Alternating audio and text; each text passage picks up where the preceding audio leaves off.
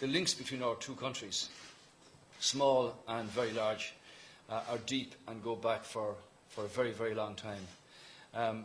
We discussed a whole range of issues about our connections, but also about the fact that the Irish path to independence, which we commemorate in centenary way next year, 1916, is replicated in many ways by the journey that India and its people went on to achieve its independence.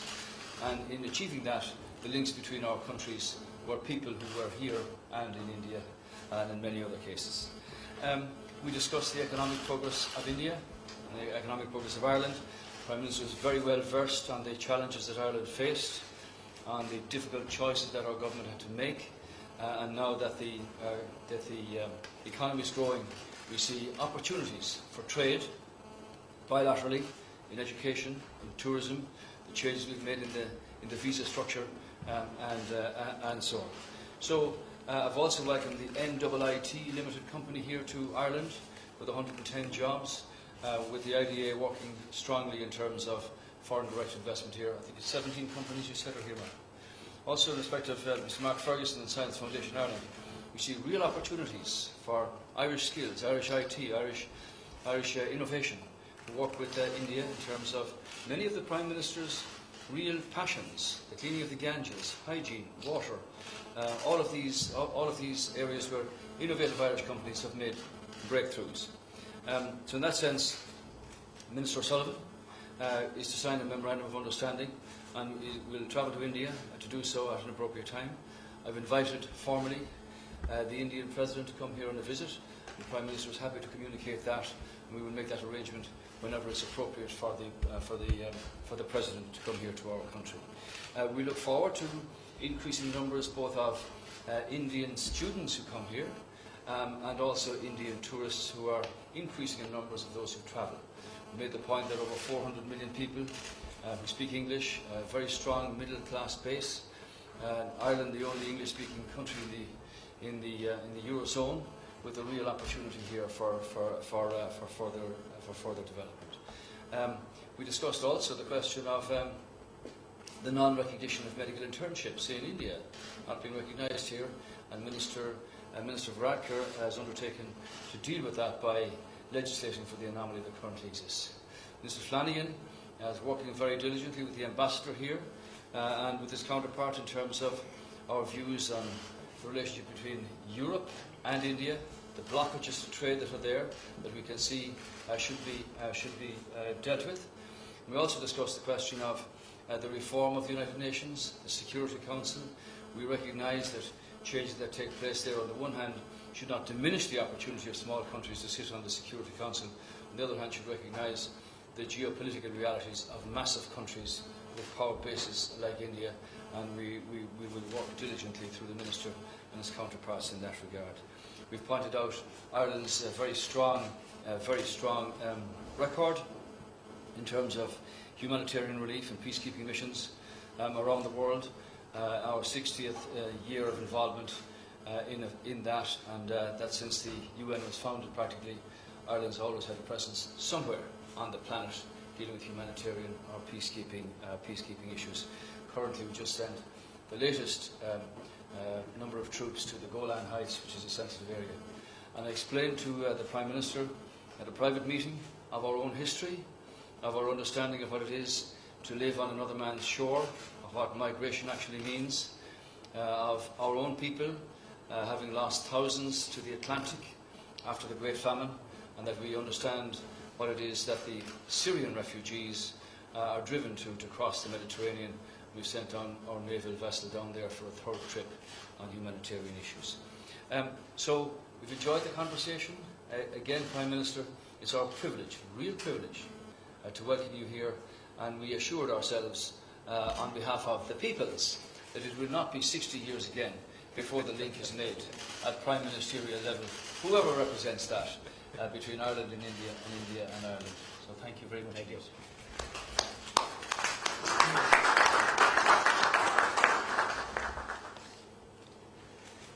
Your Excellency, Taoiseach and Kenny, members of the media, it is truly a pleasure to be here in Ireland.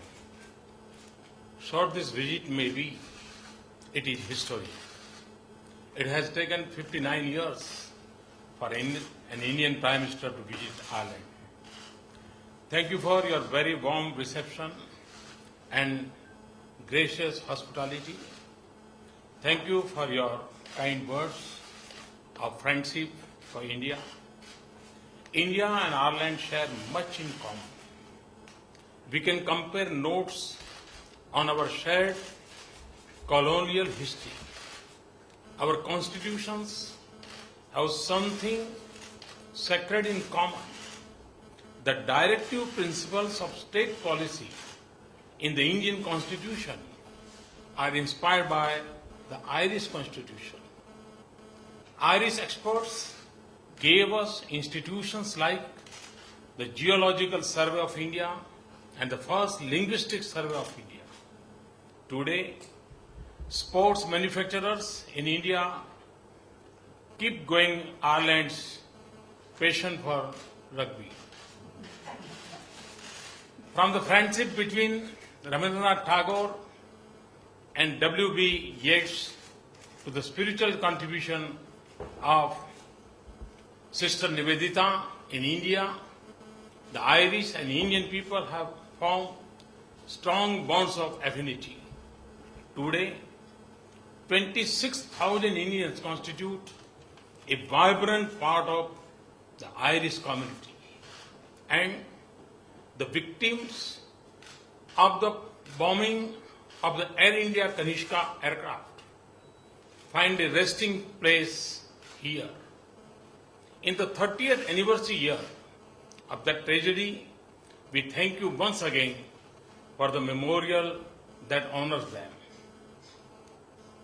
In the pain of their unfading memory, we are also reminded of all that binds us today, our values and our aspirations and the challenges that we all face today. India and Ireland must seek closer partnership and cooperation. India and Ireland are among the fastest growing economies of Asia and Europe. We are pleased that our bilateral trade and investment ties are growing despite global and regional uncertainties. Our economic partnership can have a strong technology focus, information technology, biotechnology, and pharmaceuticals, agriculture, and clean energy.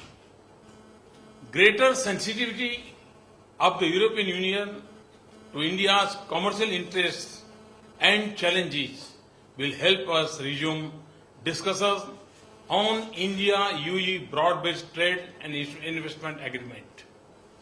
India and Ireland are ideally placed to form productive partnership to take advantage of the opportunities in the digital age.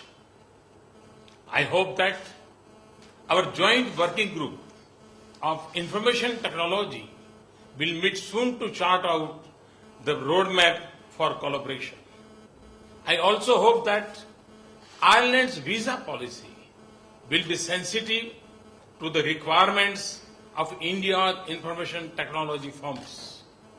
I convey our interest in concluding a social security agreement which will be of great help to professionals from both countries.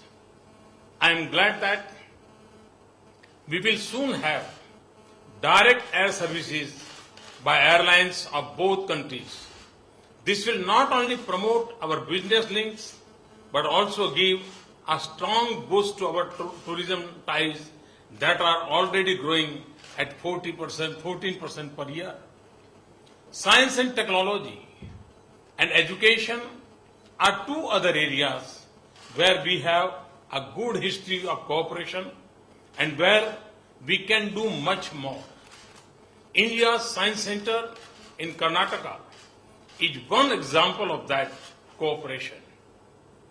I was pleased to exchange views on a broad range of international challenges, including terrorism, radicalization, and the situation in Europe and Asia. Our discussion underlined the importance of closer cooperation between countries like India and Ireland, which share democratic values and are consistent advocates of international peace and stability.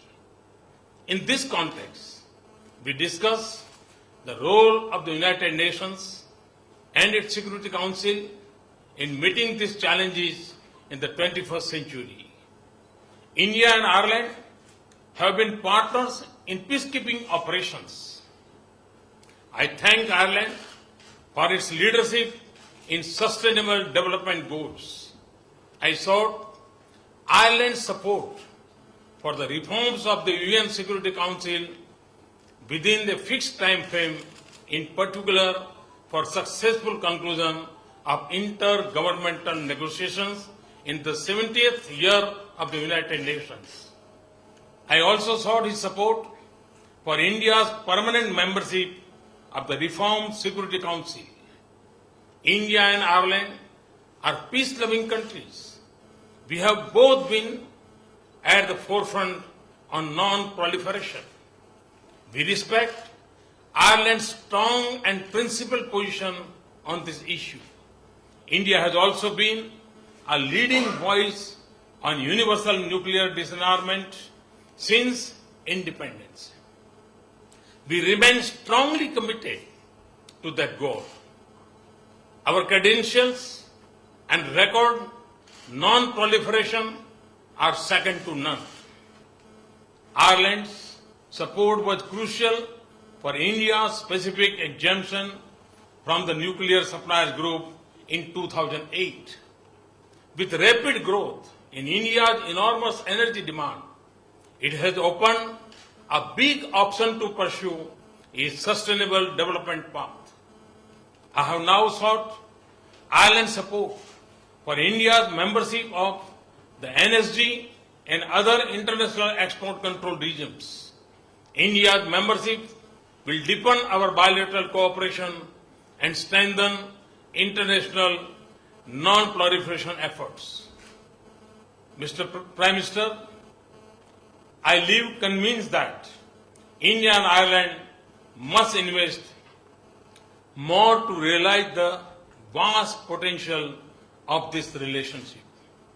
India was the first country with which you established diplomatic relations in Asia. We can now be your anchor in Asia. Similarly, for India, I see Ireland as a vital gateway to Europe and a bridge across the Atlantic. Thank you once again for your hospitality, and it has been a couple of decades since you last visited India. I look forward to seeing you in India. Thank you.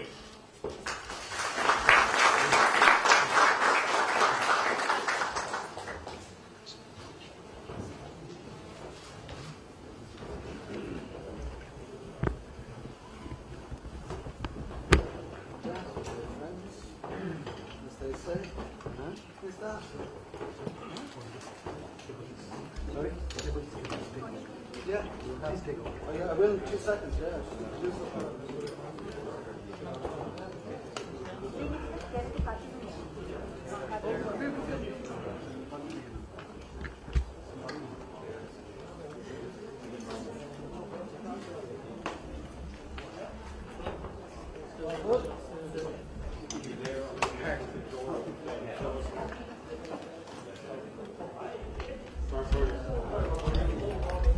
कारकेट में चलना है कारकेट में हमने